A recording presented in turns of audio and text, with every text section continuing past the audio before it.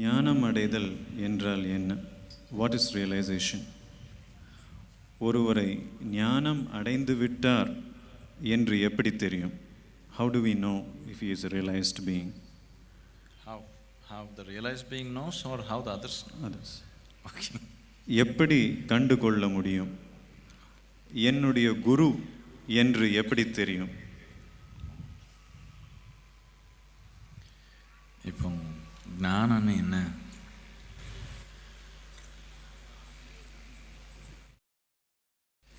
இப்போ நீங்கள்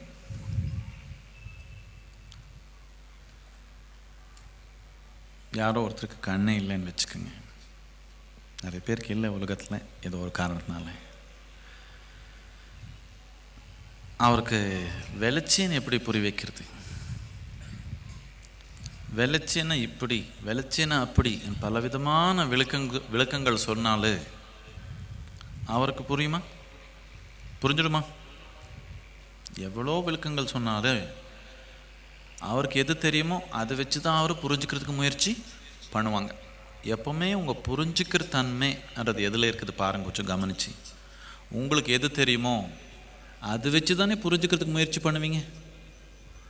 இப்போ நீங்கள் இதுவரைக்கும் சாப்பிடல, அந்த மாதிரி ஒரு உணவு வச்சுக்கோங்க. நான் சாப்பிட்ருக்கிறேன், ரொம்ப நல்லா இருக்குதுன்னு உங்களுக்கு சொல்கிறேன். உங்களுக்கு புரிஞ்சிடுச்சியா? உங்களுக்கு ஒன்றும் புரியல. இப்போ நான் விளக்கம் சொல்ல போகிறதுக்கு அது எப்படி இருக்குன்னா, இப்படி இருக்குன்னா, ஓ லட்டு மாதிரியா? இல்லை, லட்டு இல்லை, அது ரொம்ப நல்லா இருக்குது. அது எப்படின்னா உங்களுக்கு புரிஞ்சிடுச்சியா? நான் எதே சொன்ன போனாலும் நீங்கள் எப்படி புரிஞ்சுக்கிறீங்க? உங்களுக்கு எது தெரியுமோ அது வச்சு தான் நீங்கள் புரிஞ்சுக்கிறதுக்கு முயற்சி பண்ணுவீங்க. இந்த புரிஞ்சுக்கிற தன்மைன்றதே ஒரு எல்லைக்குள்ளே தான் இருக்குது. நமக்கு எது தெரியுமோ அதை வச்சு தான் நாம் இன்னொரு விதமாக அதை புரிஞ்சுக்கிறதுக்கு முயற்சி பண்ணுவோம்.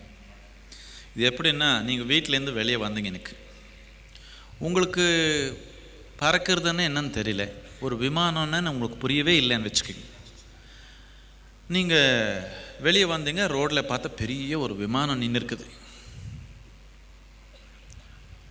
இது பார்த்தோட நமக்கு தெரியாத ஒரு பொருள் அங்கே நிறுத்தியிருந்தா அவ்வளோ பெருசு, என்ன முதல்ல உங்கள் மனத்தில் பயம், இது என்னமோ இப்படி இருக்குதே. அதுக்கப்புறம் பார்த்தா அது ஒன்றும் பண்ண மாதிரி தெரியல, ஒன்றும் நமக்கு அபாயத்து மாதிரி ஒன்றும் தெரியல.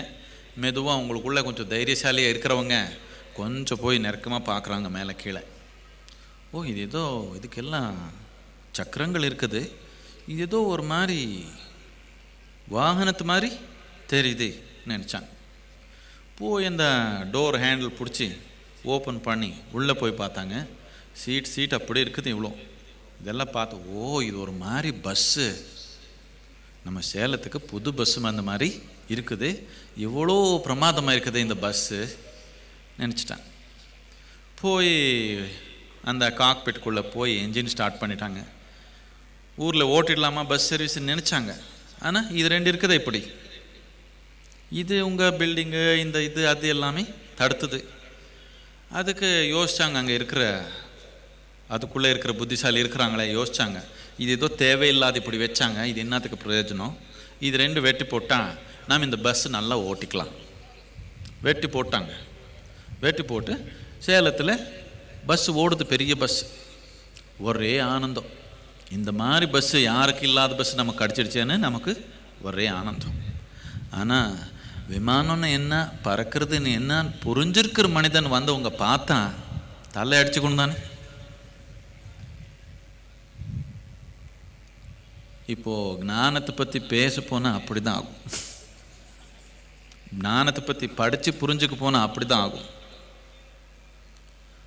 இது உணர்ந்து பார்த்தா தான் தெரியும். இப்போ நாம் என்ன பண்ணணும்? நாம் ஏதோ ஒரு நிலையில் இருக்கிறோம். எந்த நிலையில் இருந்தாலும் நாம் ஒரு எல்லைக்குள்ளே இருக்கிறோன்னு புரியுதா? இல்லை எல்லையில நிலைக்கு போயிட்டீங்கன்னு நினச்சிக்கிறீங்களா? எல்லைக்குள்ளே இருக்கிறோன்னு புரியுது.